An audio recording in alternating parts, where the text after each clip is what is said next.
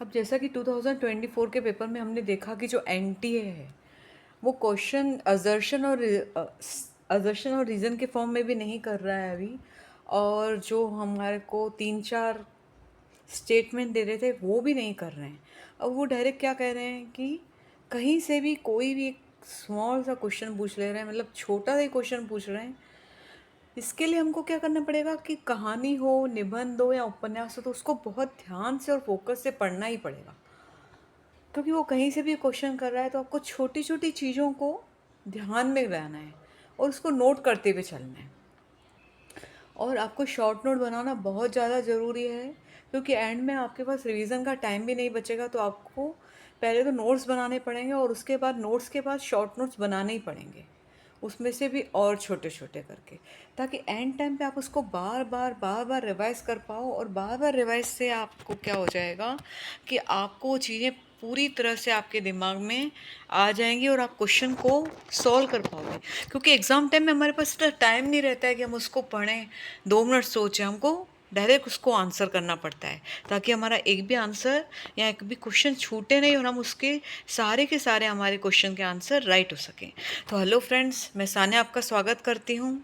इससे पहले video start करने के पहले मैं ये कहना चाह रही हूँ कि हमने और भी क्लासेस को अपलोड किया है, जैसे निबंध हो गया या कहानी हो गई दूसरी, और फर्स्ट पेपर के भी हमने नोट्स की वीडियो बनाए हैं, तो आप उसको ज़रूर देखिए।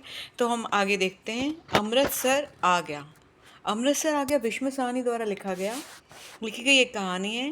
देखते हैं आगे। तो बिल्कुल ध्यान से हमको इसको पढ़ना है।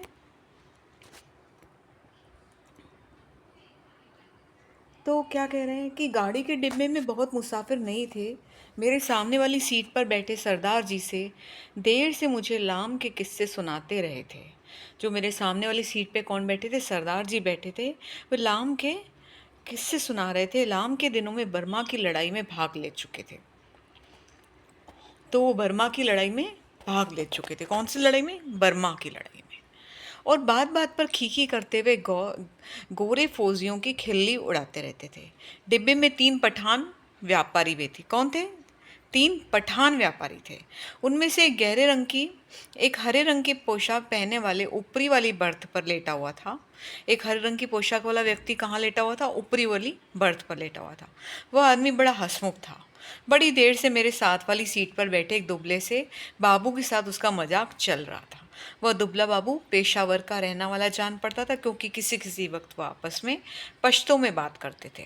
मतलब जो पेशावर का रहने वाला था, पेशावर में कौन सी भाषा बोली जाती है? तो पश्तो भाषा बोली जाती है। मेरे सामने दाईं और कोने में एक बुढ़िया मुंह सिर ढापे बैठी थी और देर से माला जप रही थी।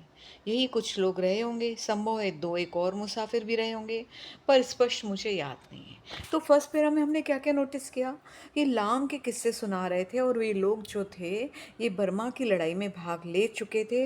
और डिब्बे में 3 पठान व्यापारी थे और पेशावर के रहने वाले थे। और पेशावर में कौन सी भाषा बोली जाती है? तो पश्तो भाषा बोली जाती है। और इसी डिब्बे में एक बुढ़िया भी थी जो मुंह सिर ढापे बैठी थी। ठीक है ना। अब गाड़ी धीमी रफ्तार से चली जा रही थी। गाड़ी में बैठे मुसाफिर बतिया रहे थे। बाहर गेहूं के खेतों में हल्की हल्की लहरियां उठ रही थी। और मन ही मन मैं बड़ा खुश था, क्योंकि मैं दिल्ली में होने वाले स्वतंत्रता सिंह दिवस समारोह में देखने जा रहा था। तो क्या कह रहे हैं कि कौन देखने जा रहा था? तो कथावाचक जो है वो दिल्ली में रहने वाला था और वो स्वतंत्रता दिवस समारोह देखने जा रहा था। उन दिनों के बारे में सोचता हूँ तो लगता है हम किसी झुटमुटे में जी रहे थे। शायद समय बीतने पर अतीत का सारा व्यापार ही झुटपुटे में बीत जान पड़ता है। जो जो भविष्य के पट खुलते जाते हैं वह झुटपुटा और भी गहराता चला जाता है। मतलब वो क्या कह रहे हैं कि जो हमारा अतीत का समय है वो हम ऐसे लगता है कि हम ऐसे ही झुटपुट में जीते हैं, मतलब उसका कोई सेंस नहीं रहता है। पर जैसे ही भविष्य में उसके पट खुलते हैं, मतलब भविष्य में जैसे उसके बारे में हमें जान पड़ता है, तो जो वो छुटपुट भी होता है वो गहरा चला जाता है। मतलब ऐसा लगता है कि उसमें भी कुछ एक रहस्य होगा। ठीक है, आगे देखते हैं। आगे बता रहे हैं कि उन दिनों पाकिस्तान के बनाए जाने का ऐलान किया गया था। लोग तरह तरह के अनुमान लगाने बैठे थे कि भविष्य में जीवन की रूपरेखा कैसी होगी। तो पाकिस्तान के बनाए जाने का ऐलान हो रहा था। कि भविष्य की रूपरेखा कैसी होगी। किसी की कल्पना बहुत दूर तक नहीं जा पाती थी। मेरे सामने बैठे सरदार जी बार बार मुझसे पूछ रहे थे कि पाकिस्तान बन जाने पर जिन्ना साहब बम्बई में रहेंगे या पाकिस्तान में बस जाएंगे। अब जिन्ना साहब हैं जो पाकिस्तान बन जाने पर बम्बई में रहेंगे या पाकिस्तान में जाएंगे। मेरा हर बात यही जवाब होता कि बम्बई क्यों छोड़ेंगे, पाकिस्तान में आते जाते रहेंगे। बम्बई छोड़ देने का मैं क्या तुक है। लाहौर और गुरदासपुर के बारे में भी अनुमान लगाए जा रहे थे कि कौन सा शहर किस ओर जाएगा। अब जब पाकिस्तान बन जाएगा तो लाहौर कहाँ जाएगा, गुरदासपुर कहाँ जाएगा, ये सब बातें उठ रही थी। मिल बैठने के ढंग, गपशप में, हंसी मजाक में कोई विशेष अंतर नहीं था। कुछ लोग अपने घर छोड़ जा कर रहे थे, जबकि अन्य लोग उनका मजाक उड़ा रहे थे। कोई नहीं जानता था कि कौन सा कदम ठीक होगा और कौन सा गलत। एक और पाकिस्तान बन जाने का जोश था, दूसरी ओर हिंदुस्तान के आज़ाद हो जाने का जोश था। अब पाकिस्तान और हिंदुस्तान जब सेपरेट हो जाएगा, इंडिया एंड पाकिस्तान, तो क्या हो जाएगा, इंडिया फ्री हो जाएगा। जगह जगह दंगे भी हो रहे थे। योम ए आज़ादी की तैयारियां चल रही थी। योम ए आज़ादी की तैयारियां भी चल रही थी। इस पृष्ठभूमि में लगता है कि देश आज़ाद हो जाने पर ही अपने आप बंद हो जाएंगे। वातावरण में झुटपुट में आज़ादी की सुनहरी धूल उड़ जाएगी और साथ ही साथ अनिश्चय भी डोल रहा था। इसी अनिश्चय की स्थिति में किसी किसी वक्त भावी रिश्तों की रूपरेखा झलक दे रही थी। तो हमने इस पैरा में क्या पढ़ा कि पाकिस्तान के बन जाने की आशंका थी, मतलब बन ही जाएगा तो वो जिन्ना साहब जो है वो मुंबई में रहेंगे, पाकिस्तान में जाएंगे, और लाहौर और गुरदासपुर का भी इस यहाँ पर अनुमान लगाया जा रहा था। और योम में आज़ादी की तैयारी चल रही थी। तो आपको मैं बताती जा रही हूँ कि शॉर्ट नोट कैसे बनाएंगे। तो एक कहानी इतनी बड़ी है, उस समय आप पढ़ नहीं पाएंगे, तो उसमें से आपको ये पॉइंट्स नोट करते जाना है। आगे देखते हैं कि शायद जहलम का स्टेशन पीछे छूट गया। जब ऊपर वाली बर्थ पर बैठे पठान ने एक पोटली खोल दी, उसमें से एक उबलता हुआ मांस और नान रोटी के टुकड़े निकालकर अपने साथियों को देने लगा। फिर वह हंसी मजाक के साथ मेरी बगल में बैठे हुए बाबू की ओर नान का टुकड़ा और मांस की रोटी बढ़ाकर आग्रह करने लगा। तो सबसे पहले यहाँ पर जहलम स्टेशन का जिक्र आया है। आगे देखते हैं कि वो पास में जो बैठा है व्यक्ति, उसको क्या कह रहा है पठान, एक टुकड़ा और मांस की रोटी का आग्रह कर रहा है कि आप ये खाएंगे। क्या बोलता है, काले बाबू ताकत आएगी, अम जैसा हो जाएगा, बीवी भी तेरे साथ खुश रहेगी। काले दलकार, तू दाल खाता है इसलिए दुबला है। तो ये क्या कह रहा है कि ये मांस खा ले, तेरी बीवी भी खुश रहेगी। डिब्बे में लोग हंसने तो लगे थे। बाबू ने पश्तो में कुछ जवाब दिया, फिर मुस्कुराता सिर हिलाता रहा। अब जो बाबू था उन्होंने किस में जवाब दिया, पश्तो में जवाब दिया। मतलब जो बाबू था वो पश्तो भाषा बोलता था। इस पर दुबले पठान ने हंसकर कहा, ओ जालिम, हमारे हाथ से नहीं लेता है तो अपने हाथ से उठा ले। खुदा कसम बकरे का गोश्त है और किसी चीज़ का नहीं। अब वो बोल रहा है कि किसका गोश्त है, बकरे का गोश्त है और किसी चीज़ का, ठीक है। तो क्या कहते हैं, बकरे का गोश्त है, किसी और चीज़ का नहीं है। ऊपर बैठे हुए पठान चहक कर बोला, ओ खंजीर के तुम, इधर तुम कौन देखता है। हम तेरी बीवी को नहीं बोलेगा, ओ तू हमारे साथ बोटी तोड़, हम तेरे साथ दाल पिएगा। वो बोलता है, तुम अगर मेरे साथ खाना खाएगा तो मैं तुम्हारे साथ दाल पीऊँगा। इस पर कहा उठा, पर दुबला पतला बाबू हंसता रहा और सिर हिलाता रहा और कभी कभी दो शब्द पश्तो में कहता। तो दुबला बाबू पश्तो भाषा बात करता था। वो कितना बुरा बात है, हम खाता है और तू हमारा मुंह देखता है। सभी पठान मग्न थे। अब उससे अच्छा नहीं लग रहा है कि मैं खा रहा हूँ और आप चुप करके बैठे हैं। ये इसलिए नहीं लेता कि तुमने हाथ नहीं धोए हैं, स्थूलकाय सरदार जी बोले और बोलते ही खी करने लगे। जो वहाँ पर सरदार बैठे थे वो बोल रहे थे कि तुमने हाथ नहीं धोए इसलिए नहीं खा रहे। अदलेटी मुद्रा में बैठे सरदार जी की आधी तोन सीट के नीचे लटक रही थी। तुम अभी सोकर उठते और उठते ही पोटली खोलकर खाने लग गए, इसलिए बाबूजी तुम्हारे हाथ से नहीं लेते, और कोई बात नहीं। सरदार जी ने मेरी ओर देखकर आँख मारी और फीफी करने लगा। ठीक है, आगे देखते हैं। मांस खाने का आग्रह कर रहा है उसको, दुबला बाबू को, और दुबला बाबू क्या बोलते हैं, पश्तो भाषा बोलते हैं और जो पठान है वो बार बार क्या कह रहा है, पठान जो है वो थोड़ी सी देखो अलग भाषा में बात कर रहा है, आपको समझ में आ रहा है। तो अगर कोई ऐसा वाक्य आ जाता है यहाँ पे कि ये ऐसा कौन कह रहा था, क्योंकि इतने सारे लेसन होते हैं हमें याद नहीं रहता है कि ऐसी भाषा में कौन बोल रहा है, क्या बोल रहा है। तो आपको झट से क्लिक हो जाना चाहिए कि अमृतसर आ गया से है और कौन कह रहा है, ये पठान कह रहा है। ठीक है ना, अब आगे देखते हैं। अब वो क्या कह रहा है, मांस नहीं खाता है बाबू तो जाओ जनाना, डब्बे में बटो इधर क्या करता है, फिर कह का उठा। देखो, मांस नहीं खाता है, अलग ही भाषा थोड़ी यूज़ कर रहा है ना। डब्बे में और भी अनेक मुसाफिर थे, लेकिन पुराने मुसाफिर यही थे जो सफ़र शुरू होने के समय गाड़ी में बैठे थे। बाकी मुसाफिर उड़ते चढ़ते रहते थे, और पुराने मुसाफिर होने के नाते उनमें एक तरह की बेतुल्की आ गई थी। मतलब वो इतनी देर से बैठे थे तो क्या हुआ था कि हंसी मजाक चल रही थी और आपस में मिक्स हो रहे थे। ऐसे ही होता है ना, ओ इधर आकर बैठो, तुम हमारे साथ बैठो, हमारे साथ, हमारे साथ को हमारे साथ बैठो, आओ जालिम किस्सा खाने की बात करेंगे। तभी किसी स्टेशन पर गाड़ी रुकी और नए मुसाफिरों का रेला अंदर आ गया। अब नए मुसाफिर, जैसे जैसे स्टेशन आता है नए मुसाफिर आते हैं, बहुत से मुसाफिर एक साथ अंदर आकर घुस के चले गए। कौन सा स्टेशन है, किसी ने पूछा। तो क्या पूछा, वजीराबाद। कौन सा स्टेशन है, तो यहाँ पे वजीराबाद का जिक्र किया गया। पहले झेलम का, फिर है वजीराबाद। वजीराबाद है शायद, मैंने बाहर की ओर देखकर कहा। गाड़ी वहाँ थोड़ी देर के लिए रुकी, पर छूटने के पहले एक छोटी सी घटना घटी। एक आदमी साथ वाले डिब्बे में से पानी लेने के लिए उतरा और नल पर जाकर पानी में लोटे भर ही रहा था, तभी वहाँ भाग भाग कर अपने डिब्बे की ओर लौट आया। कुछ हुआ होगा बाहर। छल छलाते लोटे से पानी गिर रहा था, लेकिन जिस ढंग से वो भागा उसी ने बहुत कुछ बता दिया था। मतलब कुछ हुआ होगा, डर गया था वो बहुत ज़्यादा, और जल्दी जल्दी से भाग रहा था तो लोटे का पानी भी गिर गया। नल पर खड़े लोग, जो 3-4 आदमी रहे होंगे, वो इधर उधर अपने डिब्बे की ओर भाग रहे थे। मतलब कुछ ऐसी घटना हुई होगी कि इंसान डर गया और वो इधर उधर अपने डिब्बे की तरफ भाग रहा था। इस तरह घबरा कर भागते भागते लोगों को मैं देख चुका था। देखते ही प्लेटफॉर्म खाली हो गया। थोड़ी देर में ही सारा प्लेटफॉर्म खाली हो गया। डिब्बे के अंदर अभी भी हंसी मजाक चल रही थी। कहीं कोई गड़बड़, मेरे पास बैठे दुबले बाबू ने कहा। ठीक है ना, मतलब हमने यहाँ पे क्या देखा कि बाहर कुछ ऐसी घटना हो रही थी जो आस पास इधर उधर से लोग भाग रहे थे। तो ये घटना कहाँ पर हो रही थी, तो ये घटना वजीराबाद में हो रही थी। ठीक है ना, अब आगे देखते हैं। हमने यहाँ पे एक पॉइंट नोट किया कि वजीराबाद में ऐसी घटना हो रही थी, वहाँ के स्टेशन में लोग इधर उधर भाग रहे थे। अब कौन सी घटना हो रही थी, आगे देखते हैं।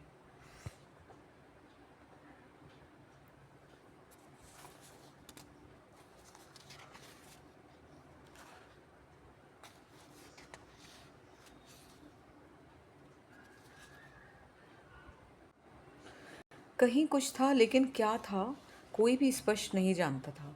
मैं अनेक दंगे देख चुका हूँ, इसलिए वातावरण में होने वाली छोटी सी तकलीफ को भी भाग चुकता हूँ। अब कथावाचक क्या कह रहा है कि जो थोड़ी सी तकलीफ होती है मैं भाप लेता हूँ, क्योंकि मैंने काफ़ी दंगे देखे हैं।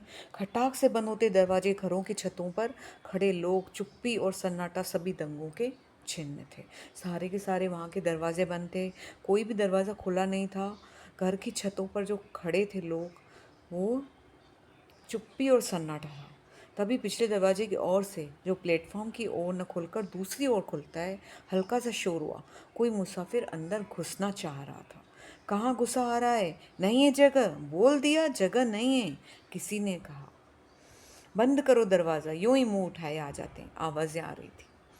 जितनी देर कोई मुसाफिर डिब्बे के बाहर खड़ा अंदर आने की चेष्टा करता रहा, अंदर बैठे मुसाफिर उसका विरोध करते रहे। पर एक बार जैसे जैसे वह अंदर आ जाए तो विरोध खत्म हो जाता था, और वह मुसाफिर जल्दी डिब्बे की दुनिया का निवासी बन जाता था। अगले स्टेशन पर वही सबसे पहले बाहर खड़े मुसाफिरों पर चिल्लाने लगता था।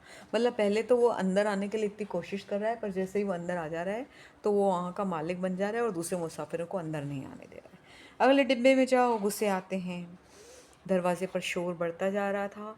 मैले कुचले कपड़ों और लटकती मूछों वाला एक आदमी दरवाजे में से अंदर घुसा ही दिखाई दिया। चिकट मेले कपड़े, ज़रूर कहीं हलवाई की दुकान पर काम करता होगा।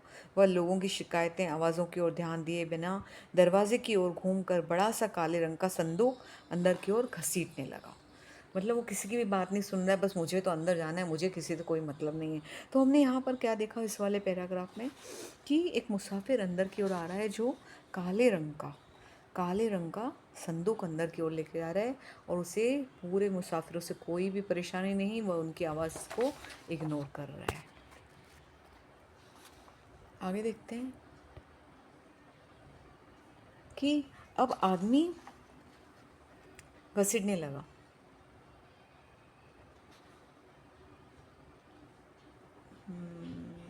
वेट, नेक्स्ट देखते हैं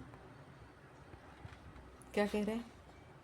आ जाओ आ जाओ, तुम भी चढ़ जाओ, वह उस अपने पीछे किसी से कहे जा रहा था। तभी दरवाजे में एक पतली सूखी सी औरत नजर आई और उससे पिछले पीछे 16-17 बरस की सांवली सी एक लड़की अंदर आ गई। लोग अभी भी चिल्लाए जा रहे थे। सरदार जी को कुल्लों के बल उठकर बैठना पड़ा। मतलब चिल्ला रहे थे कि अब अंदर नहीं आइए। पर वो जो आदमी आ रहा था काले रंग का, जो संदूक लेके आ रहा था, उसके पीछे एक औरत भी आई जो बहुत ही वीक थी दिखने में, और 16-17 बरस की एक युवती भी थी, मतलब उनकी एक बच्ची भी थी उसके साथ। फिर वो क्या कह रहे हैं, बंद करो दरवाज़ा, बिना पूछे चढ़े आते हैं। अपने बाप का घर समझ रखा है, मत घुसने दो जी, क्या करते हो, धकेल दो पीछे। और लोग भी चिल्ला रहे थे। वह आदमी अपना सामान अंदर घसीटे जा रहा था। उसकी पत्नी और बेटी संडास के दरवाजे के साथ लगकर खड़े हो गए। मतलब वहाँ पर स्टेशन के पास में जो बाथरूम रहता है वहाँ पर ही वो खड़े रहे थे। और कोई डिब्बा नहीं मिला, औरत जात को भी यहाँ उठा लाया। वह आदमी पसीने से तरता और हाँफता हुआ सामान अंदर घसीट जा रहा था। संदूक के बाद रस्सियों से बंधी खाट की पट्टियां अंदर खींचने लगा। टिकट है जी मेरे पास, मैं बेटिकट नहीं हूँ। इस पर डिब्बे में बैठे बहुत से लोग चुप हो गए। पर बर्थ पर बैठा हुआ पठान उचक कर बोला, निकल जाओ इधर से, देखता नहीं है इधर जगह नहीं है। और पठान ने आओ देखा न था आगे बढ़कर ऊपर से ही उस मुसाफिर के लात मार दी। पर लात उस आदमी को लगने के बजाय उसकी पत्नी के कलेजे पे लग गई और वही हाय हाय करती बैठ गई। समझ रहे हैं आप कि जो उसकी पत्नी थी उसके कलेजे पे लग गई। कि कैसे लोग हैं देखिए, मतलब किसी को वो अंदर नहीं आने दे रहे थे। यहाँ पर ये बताया कि पठान जो नया व्यक्ति आया था, जो काला संदूक लेके आया था, उसके बाद उसकी बीवी और एक 16-17 साल की एक कन्या भी थी। आगे देखते हैं कि उस आदमी के पास मुसाफिरों के साथ उलझने के लिए वक्त नहीं था। ठीक है ना, वह बराबर अपना सामान अंधेरे अंदर घसीटे जा रहा था और डिब्बे में मौन छा गया। खाट की पट्टियों के बाद बड़ी बड़ी गठरियाँ आई। इस पर ऊपर बैठे पठान की सहन क्षमता टूट गई। निकालो इसे, कौन है ये, वह चिल्लाया। इस पर दूसरे पठान ने, जो नीचे की सीट पर बैठा था, उस आदमी को संदूक दरवाजे में से नीचे धकेल दिया। उसका जो संदूक था वो नीचे धकेल दिया, जहाँ लाल वर्दी वाला एक कूली खड़ा सामान अंदर पहुंचा रहा था। उसकी पत्नी की चोट लगने पर कुछ मुसाफिर चुप हो गए।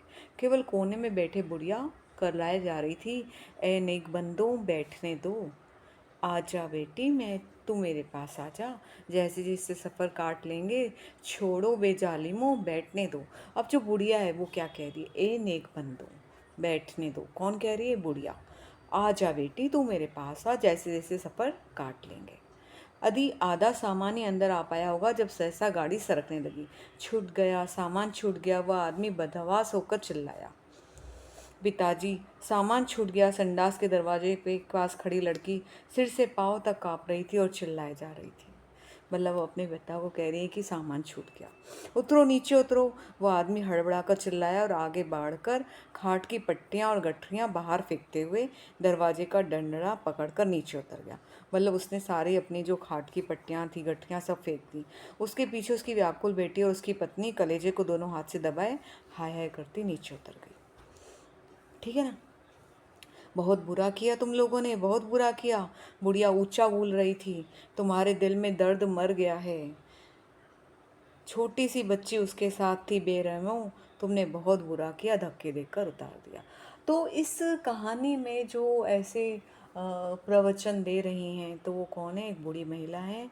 वो कह रही है कि तुम्हारे दिल में दर्द मर गया है, छोटी सी बच्ची उसके साथ थी, बेरहमों, तुमने बहुत बुरा किया।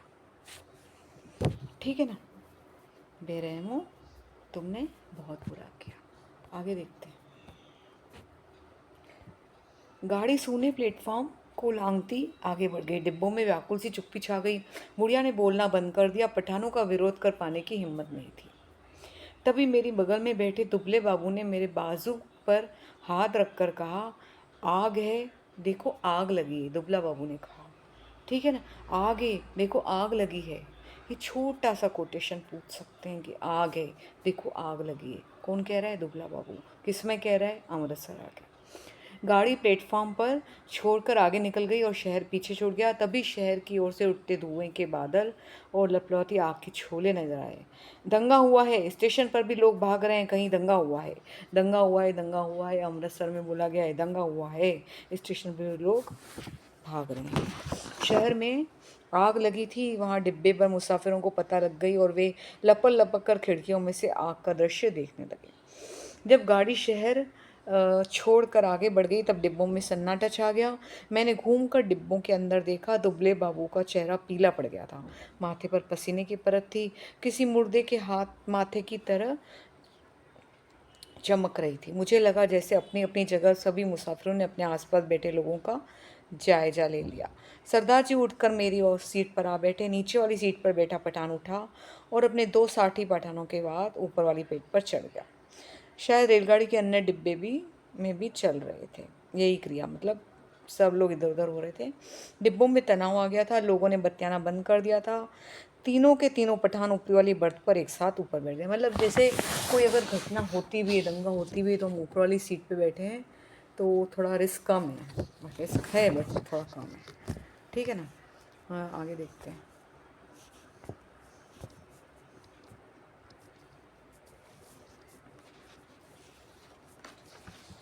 अब आगे क्या बोल रहे हैं? मुसाफिरों की आंखें पहले से ज़्यादा खुली खुली और ज़्यादा सी शंकित सी लगने लगी। यही स्थिति संभव गाड़ी के सभी डिब्बों में व्याप्त हो रही थी, डिब्बों में, है ना। क्या हो रहा था कि कुछ हुआ है, देखें। कौन सा स्टेशन है ये? डिब्बे में किसी ने पूछा। हाँ, रिपीट हो रहा है ये, एक सेकेंड। हाँ ठीक है। कौन सा स्टेशन था यह? डिब्बे में किसी ने पूछा। वजीराबाद, किसी ने उत्तर दिया। जवाब मिलने पर डिब्बे में एक और प्रतिक्रिया हुई।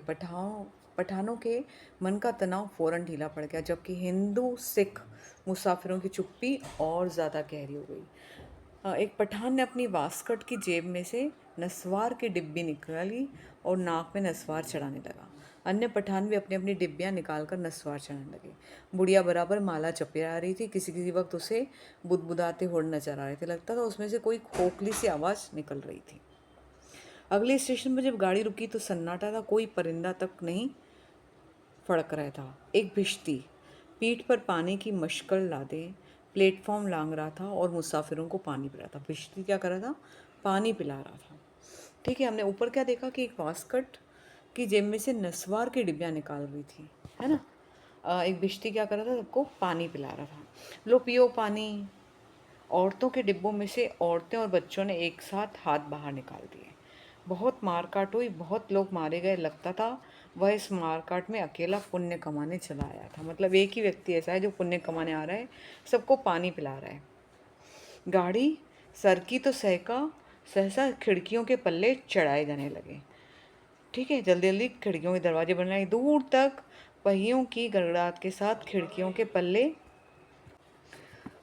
गाड़ी जैसे आगे बढ़ रही थी तो खिड़कियों के पल्ले चढ़ाए जाने लगे। खिड़कियों के पल्ले चढ़ाने की आवाज़ आने लगी। आगे देखते हैं। इसमें ज़्यादा कुछ इम्पोर्टेंट नहीं है, बाकी सब डरे हुए हैं। किसी किसी अज्ञात आशंकावश दुबला बाबू मेरे पास वाली सीट पर आकर बैठे और 2 सीटों के बीच फर्श पर लेट गए। उसका चेहरा अभी भी मुर्दे जैसा पीला हो रहा था। इस पर बर्थ पर बैठा पठान उसकी ठिठोली करने लगा। ओ बेगैरत, तुम मर्द है कि औरत है? सीट पर से उठकर नीचे लेटता है, तुम मर्द के नाम पर बदनाम करता है। देखा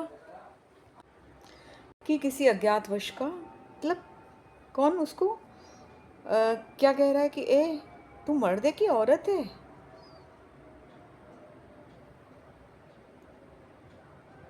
हम्म तुम मर्द के नाम को बदनाम कर रहे। देखिए आपने कि सेंटेंस में जो ये लैंग्वेज है थोड़ा सा अलग टोन कर रहा है ना। वो बोल रहा है और बार बार हंसे भी जा रहा है और वह उससे पश्तो में कुछ कहने लगा। बाबू चुप बना लेटा रहा। अन्य सभी मुसाफिर चुप थे। डिब्बे का वातावरण बोझिल बना हुआ था। ऐसे आदमी को हम डिब्बे में नहीं बैठने देगा। ओ बाबू, अगले स्टेशन पर उतर जाओ और जनाना डब्बे में बैठो बैठो। देखा, मगर बाबू की हाजिर जवाबी अपने कंठ में सूखी चली आ रही थी। हकलाकर चुप हो रहा था, पर थोड़ी देर बाद वह अपने आप उठकर सीट पर जा बैठा और देर तक अपने कपड़ों की धूल झाड़ता रहा। वह क्यों उठकर फर्श पर लेट गया था? क्वेश्चन टेके कि क्यों? शायद उसे डर था कि बाहर से गाड़ी पर पथराव होगा या गोली चलेगी। शायद इसी कारण खिड़कियों के पल्ले चढ़ाए जा रहे थे। कुछ भी कहना कठिन मुमकिन था। मुमकिन है किसी एक मुसाफिर ने किसी कारण से खिड़की का पल्ला चढ़ाया हो। उसकी देखा देखी बिना सोचे समझे धड़ाधड़ खिड़कियों में पल्ले चढ़ाने लगे। बोझिल अनिश्चित से वातावरण से सफ़र कटने लगा। राहत गहराने लगी। डिब्बे के मुसाफिर स्तब्ध और शंकित थे। जो तो बैठे थे। कभी गाड़ी की रफ्तार सहसा टूट कर धीमी पड़ गई। लोग एक दूसरे की ओर देखने लगे। कभी कभी गाड़ी रास्ते में रुक जाती तो डिब्बे के अंदर का सन्नाटा और भी गहरा हो जाता। अब केवल पठान निश्चित बैठे थे। उन्होंने भी बतियाना छोड़ दिया, क्योंकि उनकी बातचीत में कोई भी शामिल होने वाला नहीं था। धीरे धीरे पठान उड़ने लगे। अन्य मुसाफिर फटी फटी आंखों से शून्य होते जा रहे थे। बुढ़िया मुंह सिर लपेटे टांगे सीट पर बिठाए सो गई थी। ऊपर ही बर्थ पर एक पठान था। अदलेटे ही कुर्ते की जेब में से काले मनकों की तस्वीर निकाल ली और उन्हें धीरे धीरे से चलाने लगा। ठीक है। खिड़की के बाहर आकाश में चांद निकल आया था। चांदनी में बाहर की दुनिया और भी अनिश्चित और अधिक रहस्यमय होती। किसी किसी वक्त दूर से आग के शोले उठते नजर आ रहे थे। कोई नगर चल रहा था। गाड़ी किसी वक्त चिंचड़ाती हुई आगे बढ़ने लगी, पर किसी वक्त उसकी रफ्तार धीमी पड़ जाती थी और मीलों तक धीमी धीमी चलती रहती थी। सहसा दुबला बाबू खिड़की से बाहर देखकर ऊंची आवाज में बोला, हंस, हर बसपुर हर बस पूरा निकल गया। उसकी आवाज़ में उत्तेजना थी। वह जैसे चीख कर बोला। डिब्बे के सभी लोग उसकी आवाज़ सुनकर चौंक गए। उसी वक्त डिब्बे के अधिकांश मुसाफिरों ने मानो उसकी आवाज़ कोई सुनकर करवट बदली।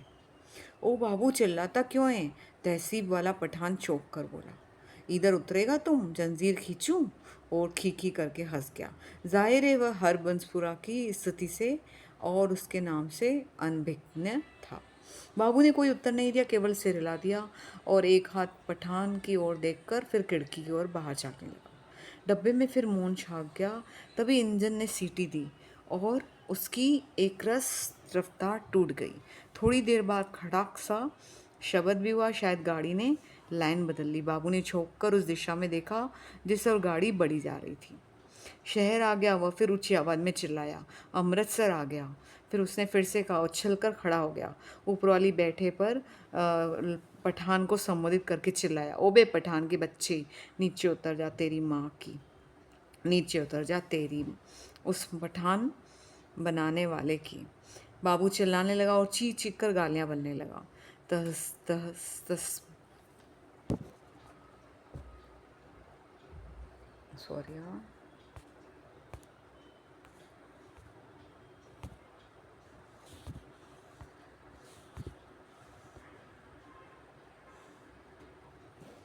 ठीक है ना।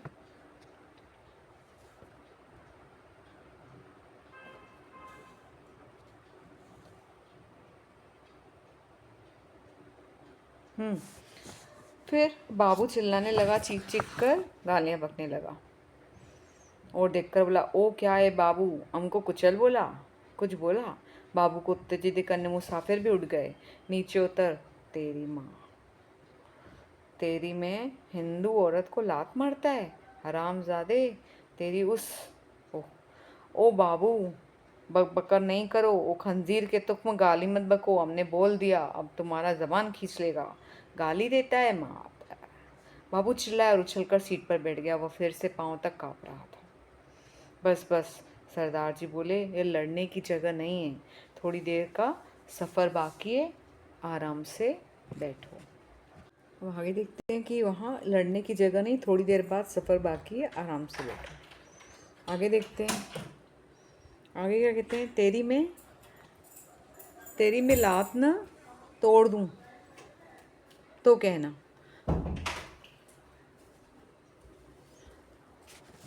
गाड़ी तेरे बाप की है?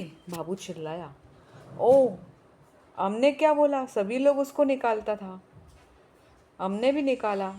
ए इधर, हमको गाली देता है, हम इसका जवाब खींच लेगा, है ना?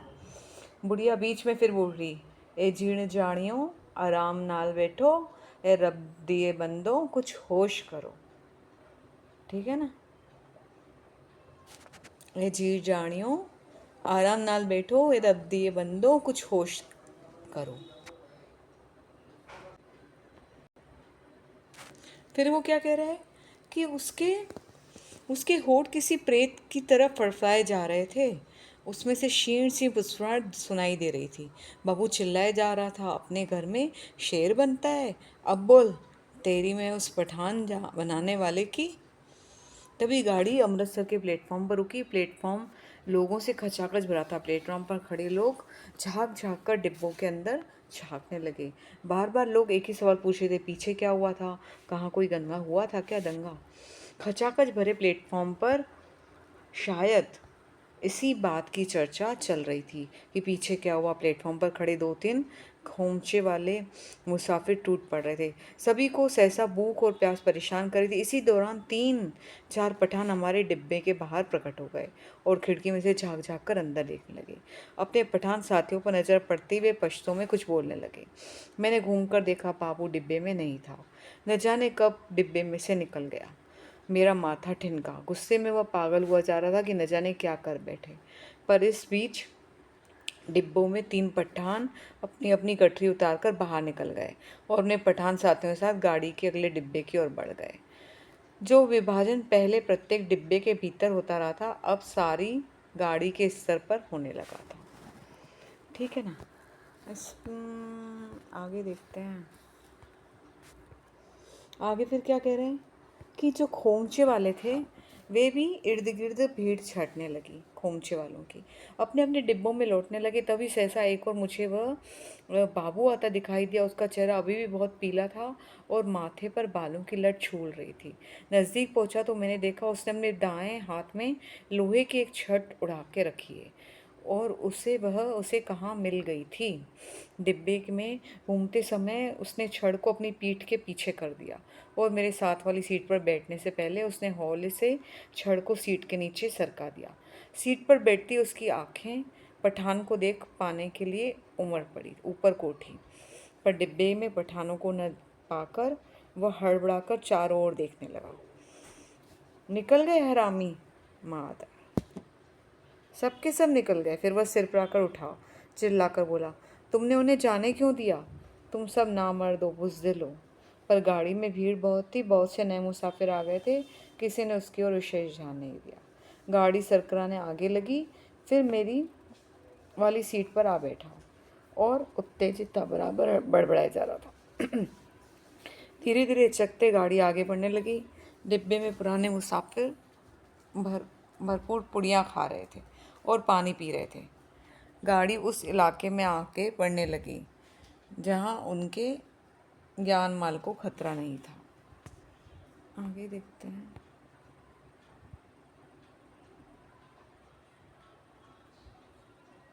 अब इसके बाद देखते हैं कुछ ऐसा कि एक आदमी सहसा खिड़की में से अपना हाथ अंदर डालकर दरवाज़ा खोल पाने के लिए सिटक कर टटोलने लगा।